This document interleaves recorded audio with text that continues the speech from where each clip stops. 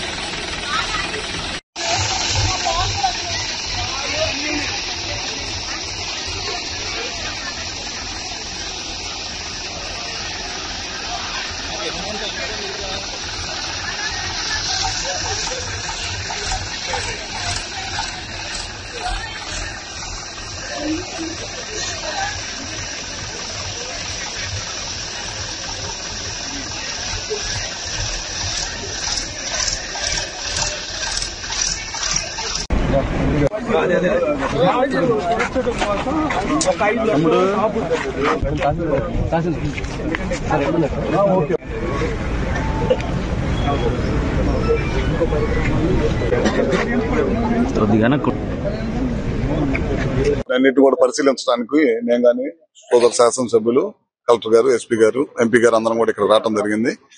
ముఖ్యంగా లంక గ్రామాల్లో చాలా పెద్ద ఎత్తున దాదాపు 20 లంక గ్రామాలు ముంపు గురైపోయినాయి అనమాట. అన్ని కూడా దాదాపు అక్కడి నుంచి ప్రజలందరూ కూడా సురక్షిత ప్రాంతానికి తరలించడం జరిగింది. ఇంకా కొంతమంది గ్రామాల్లోనే ఉంటామన్న వాళ్ళందరూ కూడా యువకులందరూ అక్కడే ఉన్నారు. వాళ్ళందరూ కూడా ఆహారం గాని మంచినీళ్ళు గాని అన్ని అందించడం జరిగింది అనమాట. ఇంకోటి ఇందాక మా డిపార్ట్మెంట్ వాళ్ళు కూడా వచ్చారు. వాళ్ళు చెప్తుంది ఏంటంటే సబ్స్టేషన్స్, ఈ లంక గ్రామాలకి పవర్ ఇచ్చే సబ్స్టేషన్స్ లో కూడా నీళ్లు రావడం వల్ల మొత్తం కూడా పవర్ ఆఫ్ వేయడం జరిగింది. అక్కడికి అన్ని కూడా జనరేటర్లు పంపించాం. అన్నిట్లో కూడా ఆ జనరేటర్లు కూడా అన్ని ఆన్ చేసేసి వాళ్ళకి లైటింగ్ అనేది ఇస్తాం. నైట్ టైం భయప్రాంతులు కాకుండా ఉండటం కోసం.